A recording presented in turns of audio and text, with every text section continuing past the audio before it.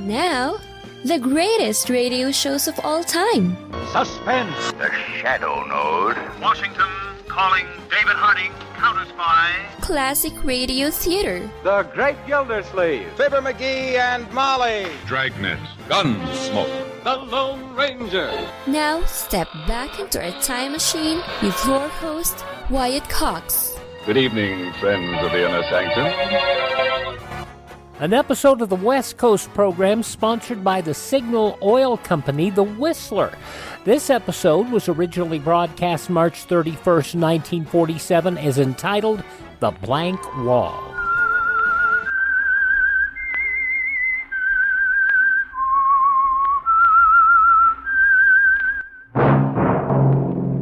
That whistle is your signal for the Signal Oil program, The Whistler.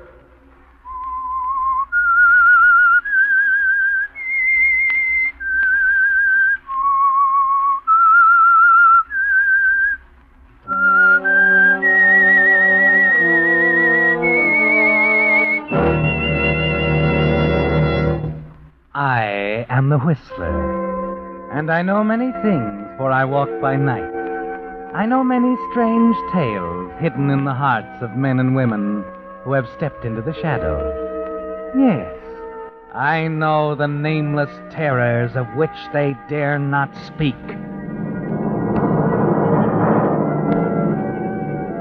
Yes, friends, it's time for the Signal Oil program, The Whistler. Rated by independent research, the most popular West Coast program in radio history. In gasoline, you know, it takes extra quality to go farther. And Signal is the famous Go Farther gasoline. So look for the Signal circle sign in yellow and black that identifies Signal service stations from Canada to Mexico. And now the Whistler's strange story, The Blank Wall.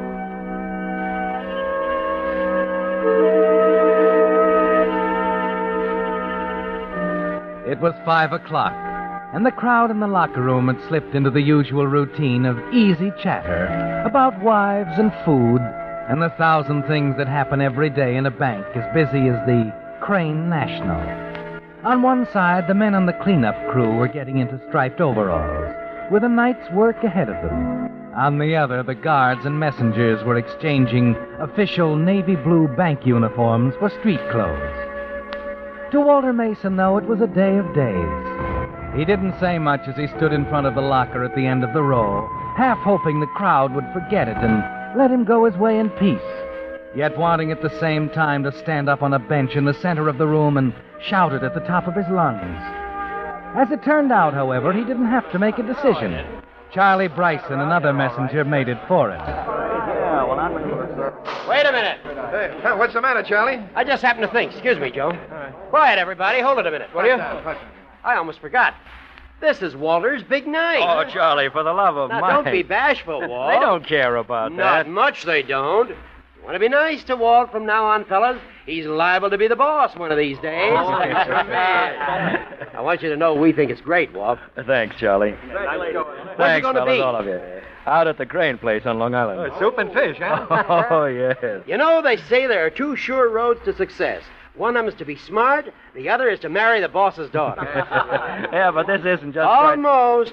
We're going to keep our eye on you, Walter. 25 years as a messenger, isn't it? Well, not quite. And I'll bet they give you a great big shiny desk less than a month after your daughter marries young Crane. You know, Walt, it's hard to believe Mrs. Crane will take this land down. What do you mean? No doubt. Oh, you know, Donald's picture in the paper with his society gal and that one. Naturally, Mama expected him to marry one of them. Yes, but Donald had different ideas. Oh, I know that. Only in a pinch, I still bet Mama tells young Crane what to do. Wait now, you've got the kid all wrong. He's... You know him very well, Walter? Sure, he's clerking right here at the bank, isn't he? Working himself up from the bottom just like his father. What's wrong with that? Well, Donald Crane isn't exactly working himself up. Now, wait a minute. My daughter Kathy is going to marry Donald Crane. I'm happy about it, naturally. But not because he's part of that Long Island crowd. I'm happy because both Kathy and I think he's as fine a man as his father was. They don't come any better than that. That's all. So long, fellas. Walt. Yeah, Charlie. Good luck tonight. Thanks. You know, Charlie, this is going to be the greatest moment in my life.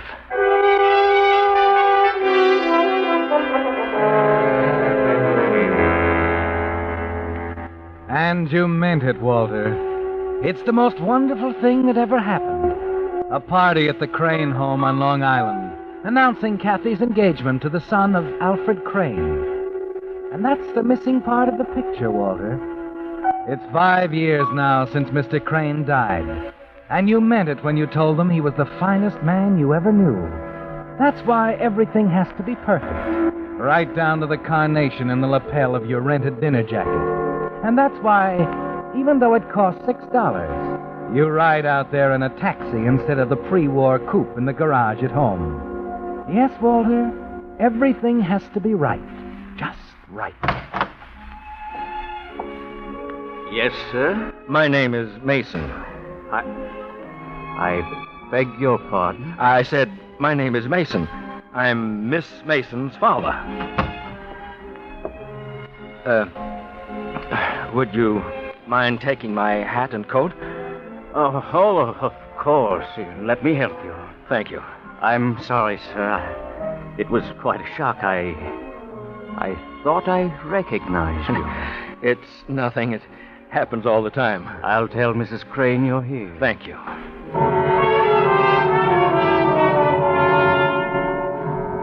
That was strange, wasn't it, Walter? Something in the way the butler looked at you, the puzzled look in his eyes as he took your hat and coat, walked slowly out of the reception hall, and you can't put your finger on it. All you know is that there's an unsettled, nervous feeling inside you, that somehow the man has thrown you a little off balance. You try and forget it later in the ballroom. Yes, this is something to celebrate, isn't it, Walter? And Kathy is in seventh heaven. You're not paying much attention to your partner. What's the matter, Dad? Oh, it's nothing, Kathy. There's nothing to be afraid of, darling. What do you mean? Forget you work at the bank, Daddy. These people are really very nice. Oh, it's not that. You're worried about something. I can always tell. Why, it's just that I don't think it's right for you to go waltzing off with an old fogey like me while Don stands around with his hands in his pockets. Do you mind, Mr. Mason? Huh? Oh, Donald. Oh, speak of the devil. I'm just like my father. Can't stand competition. You see, Kathy? I'm only kidding. Matter of fact, Mother'd like to talk to you, Mr. Mason. Oh, of course. And it's about time you two got to know each other. You know, I want you to be as close to her as you were to Dad. I hope so, Donald. Where is she? In the library. Probably tapping her foot. And by the way, whatever she says, don't take it too seriously.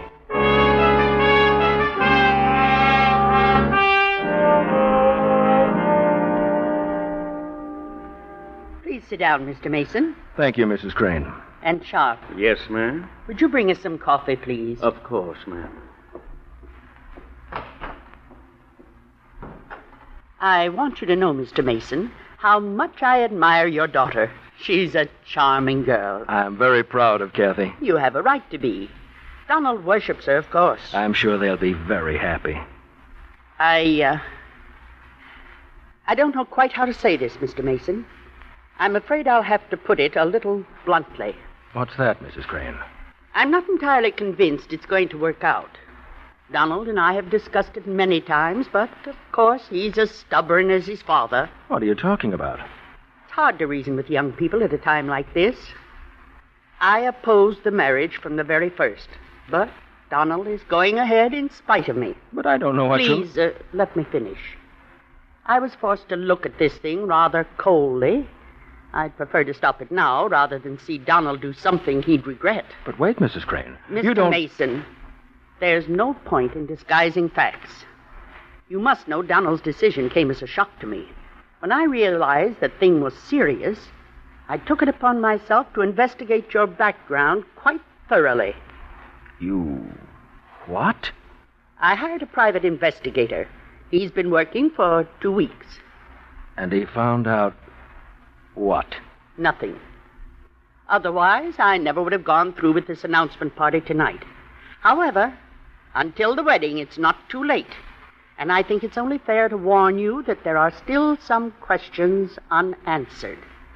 My investigator seems to have run into a blank wall. He could find nothing of your whereabouts or occupation prior to the time you came to work for my husband in 1922. And what's all this got to do with Kathy and Donald? Everything. People in my position of responsibility can't be too careful, Mr. Mason. Oh, but they can, Mrs. Crane. I wish your husband were alive. I wish he could have sat in that chair over there and listened to you talk about Please, Mr. What Mason. right have you to investigate me? What difference does it make where I was in 1922 or 1916 or any other time for that matter? You've taken a great deal upon yourself, Mrs. Crane. And if you want my frank opinion, I think your husband would have been shocked at your methods. Mr. Mason. I'm sorry, Sharp. I didn't mean to intrude, ma'am, but you're wanted on the telephone. Thank you, Sharp. Pour Mr. Mason a cup of coffee. You'll excuse me, Mr. Mason? Certainly. Why didn't you tell her the truth, Billy? Billy Ford, Sing Sing, 1916 to 22. Charged manslaughter, and don't tell me I'm wrong. I was there. Sharp. Roy Sharp. It hit me between the eyes when you walked in tonight, but I wasn't sure until a minute ago.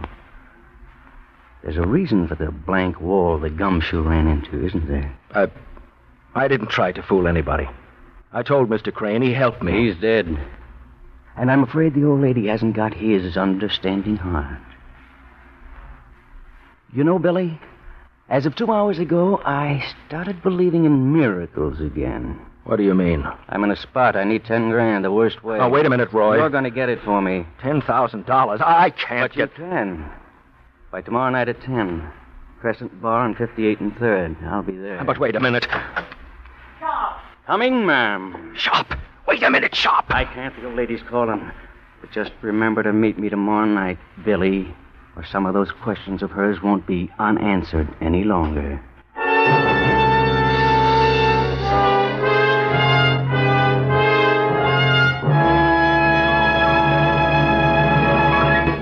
March 31st, 1947, The Whistler on Classic Radio Theater with Wyatt Cox.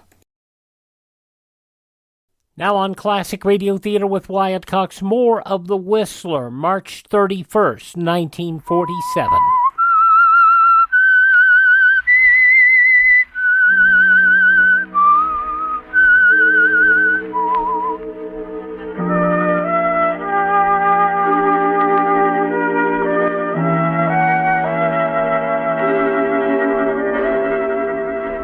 Well, Walter, after 25 years, the blank wall that separated Billy Ford, ex-convict, from Walter Mason, respectable citizen, has given way. It came at a terrible moment, didn't it, Walter? And you know that one word from Sharp will put an end to the marriage of your daughter Kathy and Donald Crane. You make an excuse to Mrs. Crane, leave the party early, arrive home before midnight, and spend 6 hours sitting in an easy chair in the living room thinking. The morning light is gray on the windows when you rise wearily, start to put on your working clothes. There's no other way, is there, Walter? Kathy's happiness comes first now. Sharp must have his money. Well, good morning, Walter. Not so good, Mr. Cromwell. I'm not feeling very well. Too much party last night? I'm not sure, but I was wondering, Mr. Cromwell, if I felt like going home this afternoon, would it be... Certainly, Walter, I understand. You should have phoned this morning. It wasn't necessary to come in. Well, I thought I'd be all right. Thanks, Mr. Cromwell.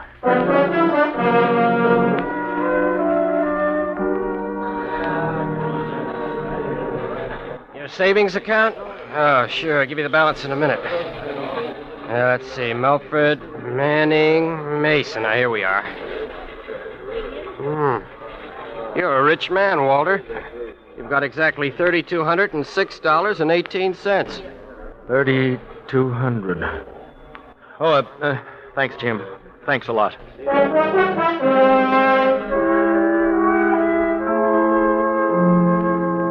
Charlie, I don't know how to ask you this exactly. What is it, Walt? You in some kind of trouble? Charlie, how much have you got in the bank? Huh? My savings? Yes, I know it isn't a nice thing to ask. Skip it. It's no secret, but it's no fortune either. About $2,000. 2,000. And I know I couldn't ask you for all of it. What? I should say you couldn't. The old lady'd wring my neck. How much could you let me have, Charlie? You know I'd pay it back. Huh? Oh, sure. Gosh, Walter, you're my best friend. I'd do anything for you. Only this It's money... all right. Forget it, huh? But, Walt, there must be something I can do. No, there isn't, Charlie. Just don't mention this to anyone. Please don't.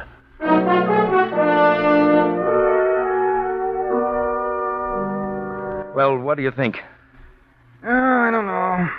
The car shows care, all right. I bought it from the original owner, and the motors had a complete overhaul. Yeah, I know.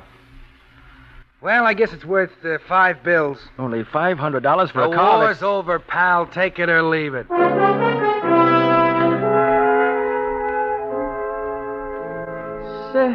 Selling your stamps. Oh, but, Mr. Mason, you've spent years. I know you're the one person who'll give me a fair price. Mr. Mason, a fair price? How can I put a price on anything like your collection? That's very nice of you, Arnold, but it's been taking up too much of my time lately, and I've decided to quit. Oh, I cannot believe that. You'll drop out of the society completely. Oh, no. What has happened?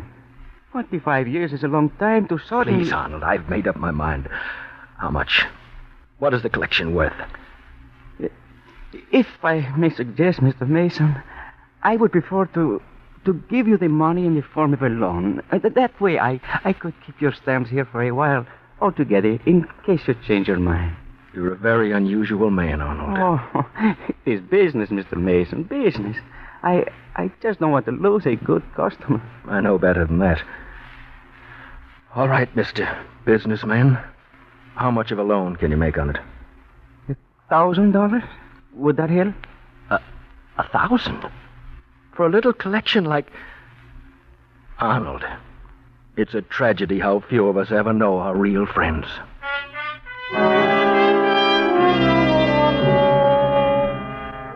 You added up, Walter, after leaving Arnold's tiny shop. Add up every cent you were able to raise. It comes to a little over $6,000. Not what Sharp asked for, but he'll have to agree, have to be satisfied, because there's no one else you can turn to. That night at 10 o'clock, you enter the Crescent Bar. He's already there waiting, an empty cocktail glass on the table in front of him. Don't tell her. Now when you get home. Well, hello, Billy. Please, Sharp. Huh? All right. Sit down, Walter. You're just in time to pay for the drinks. What do you have? I don't care for anything. Well, it's all right, too. But let's get to it. Did you bring the money with you? I want to talk to you about it first. No use talking about it. I just want to see it. I can only raise $6,200. I asked for 10. I thought I made it clear. It's the best I can do, Sharp. You don't know how much trouble it was. I don't care about that. I told you it had to be 10,000. I meant it. I have my troubles, too, Billy. Oh, there's nothing more I can do. Well, that's where you're wrong. I don't understand.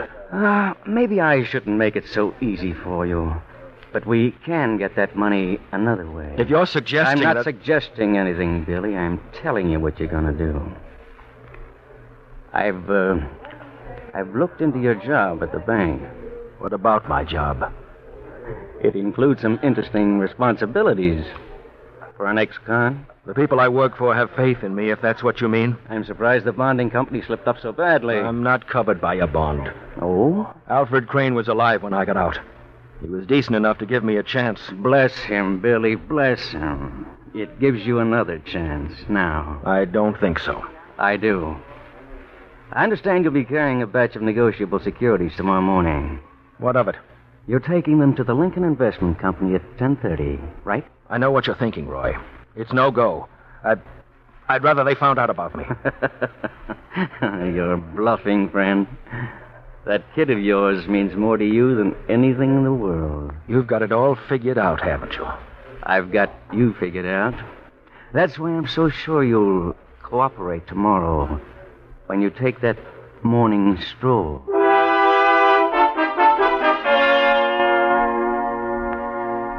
It doesn't seem real, does it, Walter? You wander home in a daze, and there's another sleepless night, while you tell yourself over and over that this thing can't be happening after all these years of peace.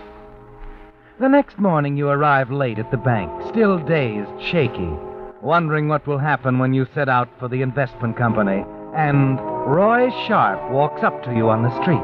March 31st, 1947, The Whistler on Classic Radio Theater with Wyatt Cox. The conclusion follows these important messages from your favorite radio station.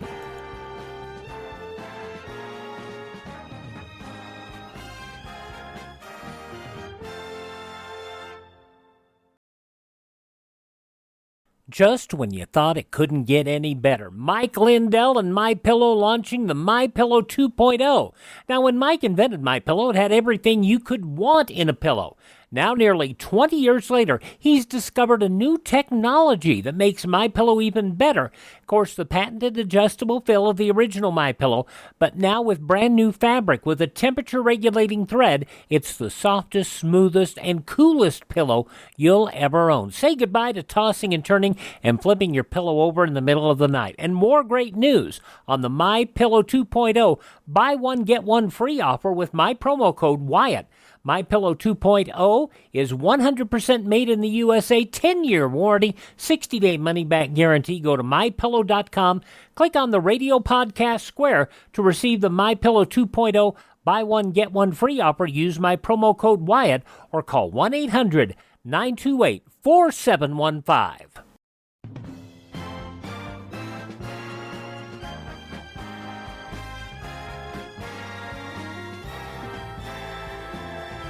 Now on Classic Radio Theater with Wyatt Cox, the conclusion of The Whistler, The Blank Wall, March 31st, 1947.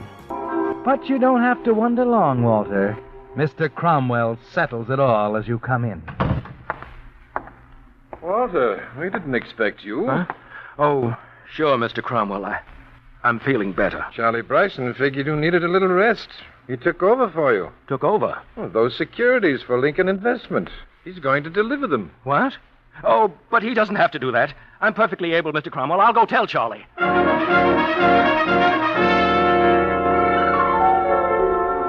And suddenly you realize, Walter, how impossible the whole situation is.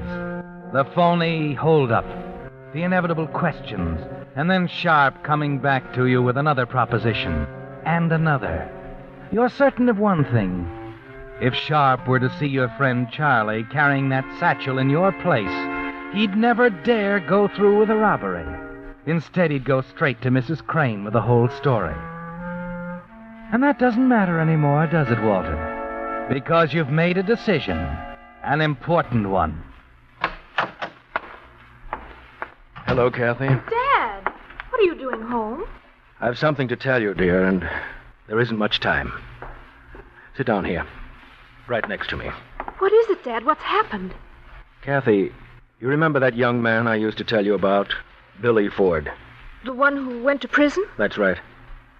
He was a nice kid, Kathy. Had some tough breaks, got into trouble, did 5 years in Sing Sing. I remember, Dad. You thought a lot of him. He died a long time ago, didn't he? I thought he did. What do you mean? Kathy, I'm Billy Ford. I used to wonder about that. Why are you telling me? Because I'm afraid everyone's going to know. Who is it, Dad? Mrs. Crane's butler, Roy Sharp. Oh, I see. Where are you going? Dad, believe me, this doesn't make any difference between us, but I want to be honest with Don now, while he has a chance to change his mind. I'm sorry, Kathy. Please, darling. It's all right. I'll go with you. No, I'd rather face them alone.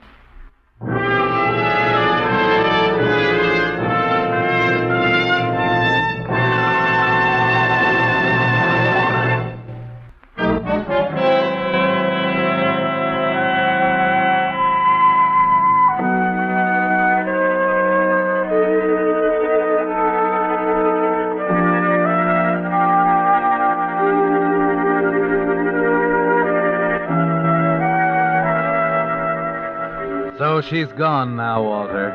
and you sit alone in the living room, exhausted, numb, filled with a black kind of despair that blots out everything else. Yes, Kathy's gone to tell the man she loves. Her father was a criminal, an ex-convict. There was no other way. The terrible coincidence that placed you and Roy Sharp at the same party ended all hope. Yes, at that moment, the blank wall was breached, and Billy Ford and Walter Mason became one and the same man. You find yourself staring at the black butt of your .38 revolver lying on the living room table. The gun you would have carried this morning if Charlie Bryson hadn't taken your place.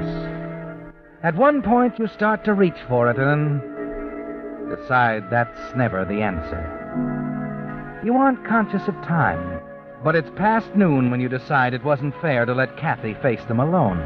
And an hour later, you walk into the library of the Crane home on Long Island. As you expected, Mrs. Crane is terribly upset. I told you so, Donald. I suspected that man from the first. Now, wait a minute, Mother. Really, Mrs. Crane, it won't do any good to go on. Please, Catherine, you don't understand. They'll pounce on this like a flock of vultures. The papers, the tabloids, everyone. Just a minute. Maybe I Dad. can... I'm sorry, Kathy. It wasn't fair of me to Wait let a him- minute, Dad. What's the matter? Donald, show him the paper. Sure. Here you are, Mr. Mason. Attempted robbery. Broad daylight. It's the butler here, Dad. He was killed this morning in a gunfight on Broad Street. He tried to rob one of the messengers from the bank. Sharp. Killed. Gunfight. Wait a minute. Charlie Bryson. What about Charlie? Charlie? The messenger. He was the one who... I'll get it. Roy Sharp. Then he didn't... No, Mr. Mason. He didn't. You know. She told me. And your mother? Oh. All she knows is It's for you, what she Mr. reads in the Mason. papers. Charlie, somebody. Charlie? Oh, thanks. Yes, Charlie. Are you all right? All right. I'm a hero. Reward money and everything. I couldn't wait to call you, Walt. Oh? About that money. If you still need it, brother, I've got it. No, Charlie. Thanks, but everything's all right now.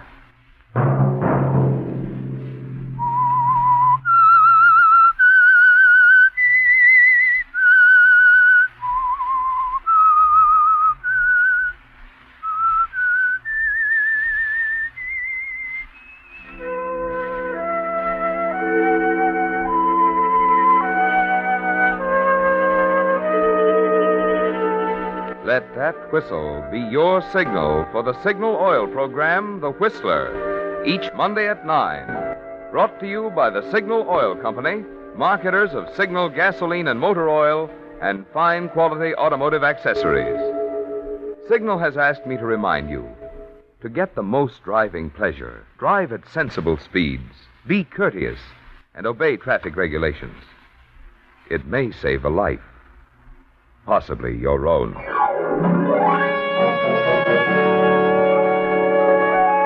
Featured in tonight's story were Charles Seal and Jack Petruzzi.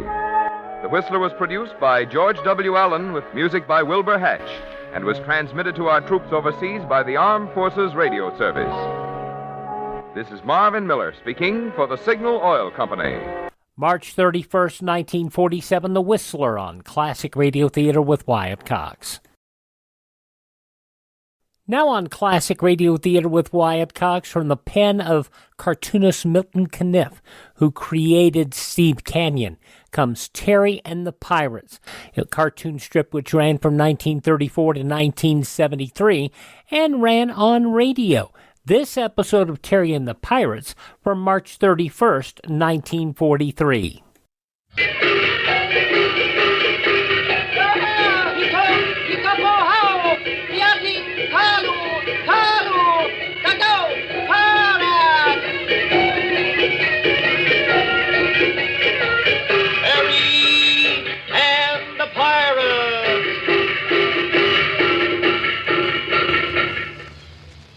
This is Captain Sparks, telling you that Captain Blaze, the old pirate, has been saved from the firing squad by the fast talk of Pat Ryan. Yep, Pat finally got General Chin, the commander of the guerrilla army, to patrol Blaze into his charge.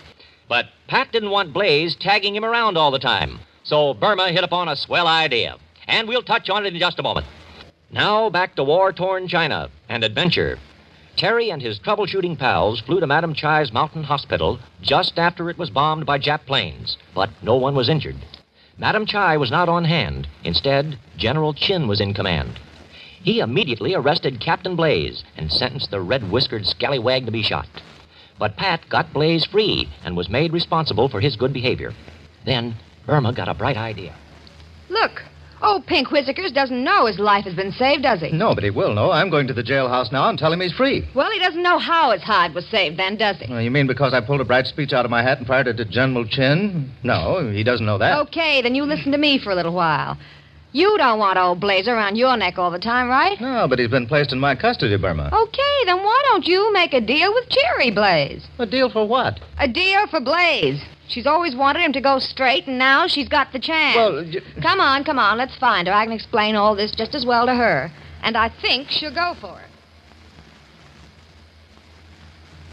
And so you see, Cherry, that's the way it is. Now, I'm to tell Father that his life was spared because of me, and he's paroled in my charge. Righto. And if he doesn't do as I say, if he doesn't behave himself, I can send him back to the guardhouse. That's the idea. I can even have him shot. Well, now, wait a minute. Not quite that. Yippee! Well, maybe not. But if you folks don't say anything, I can make him think that. Oh, now, look here, Cherry. There's no use rubbing it in. Be a good sport.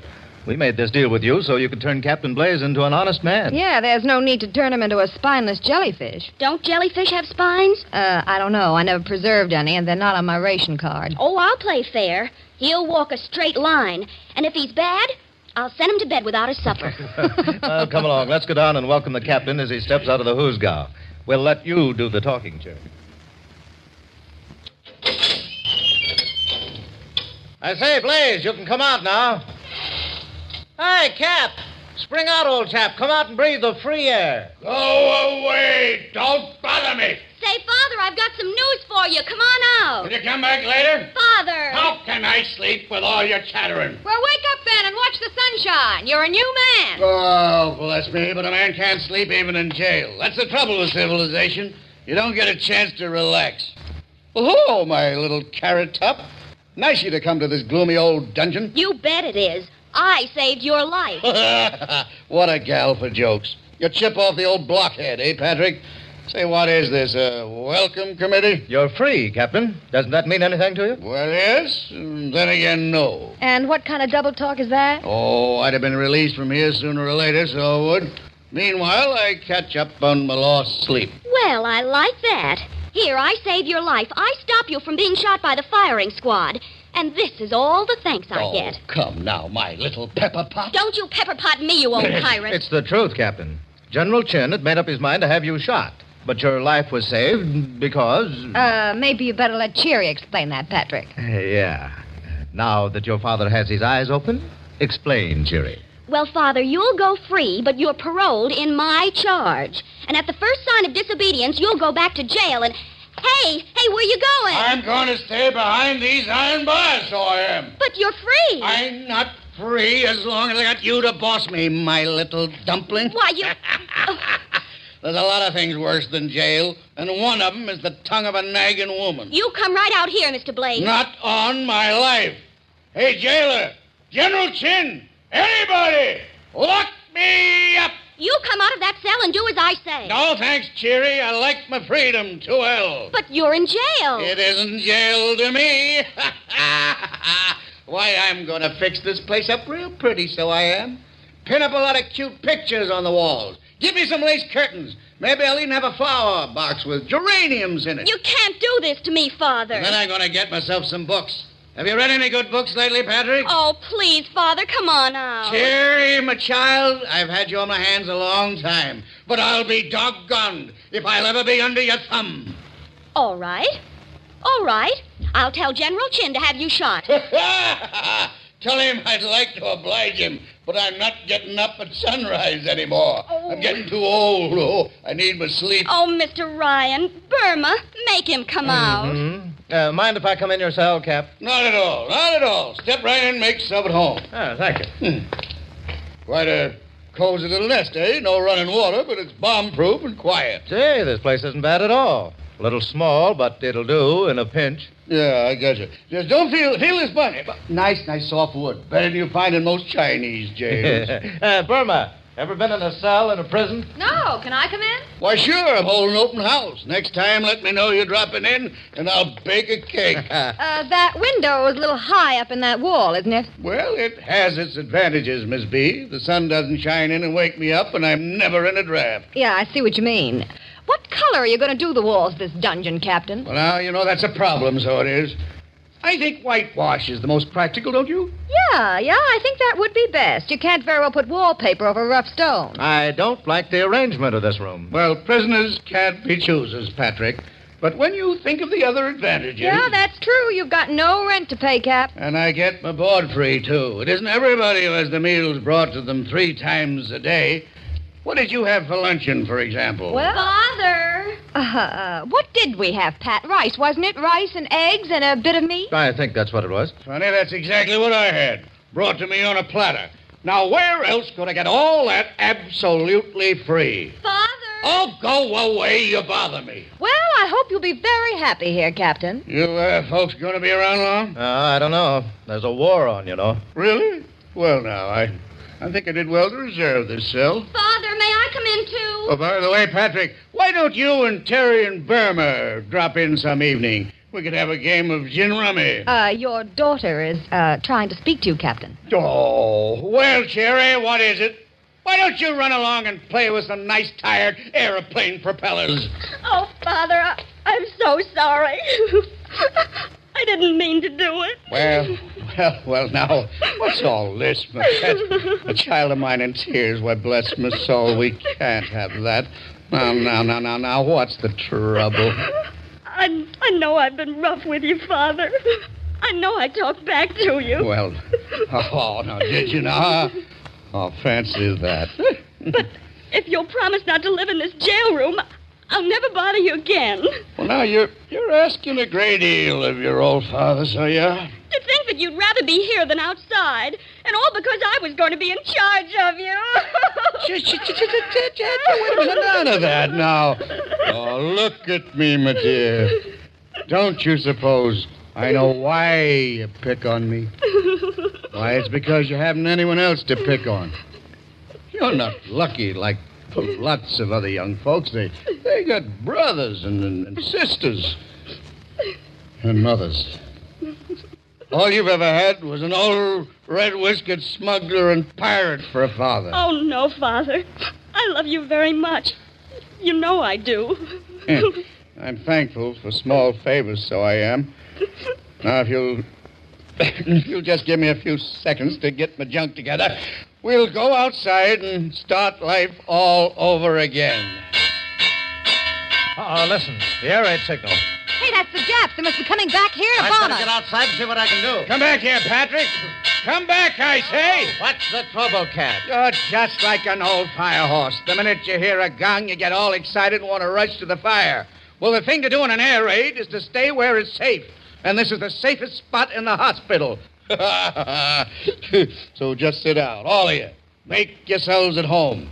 Let the Japs waste their ammunition. Oh, Father, tell us a story. Well, that will give me great pleasure.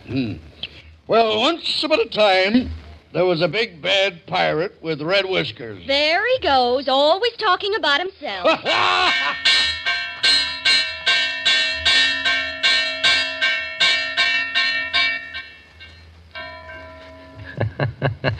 Well, that was certainly a surprise for Cherry Blaze, wasn't it? She thought she was going to boss her father around, but he turned the tables. They'll get along a lot better now, I'm sure. But things are not going to go so well at this mountain hospital if the Japs continue to bomb it. I'll tell you what I mean in just a moment. Well, gang, how are all my young hotshots feeling? Tough as Terry and his pals? Swell. Remember, Uncle Sam wants you strong.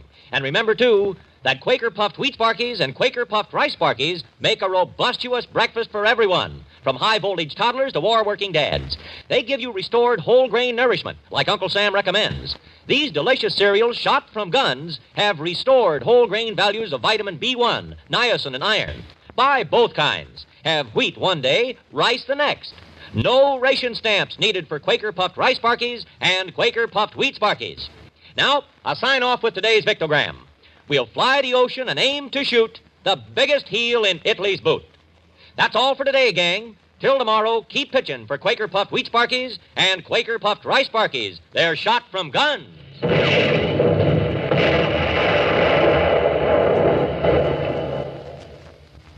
Tomorrow will bring a sudden and surprising change for our friends.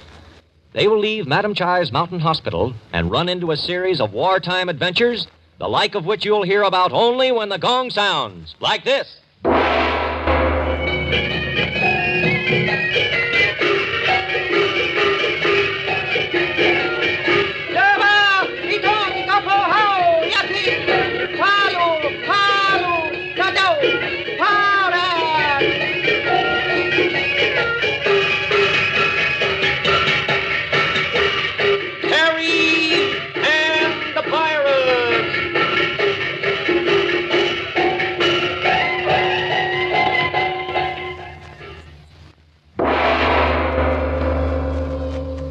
This is the Blue Network.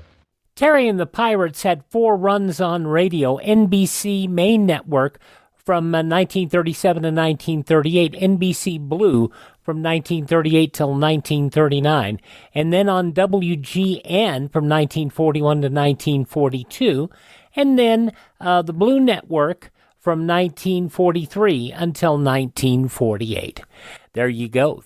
Terry and the Pirates on Classic Radio Theater with Wyatt Cox. Visit our webpage, classicradio.stream. That's classicradio.stream. Stream our shows on demand. Learn about building a classic radio collection of your own. You can find our social media links there. You can also buy me a coffee. That buy me a coffee money helps us acquire additional classic radio collections and helps us maintain our distribution channels. That's all at classicradio.stream. Classicradio.stream. Thanks so much for making us a part of your day. Please thank this station and support their advertisers, and tell all your friends the greatest radio shows of all time are right here at this spot on the dial. Classic Radio Theater with Wyatt Cox on your favorite radio station.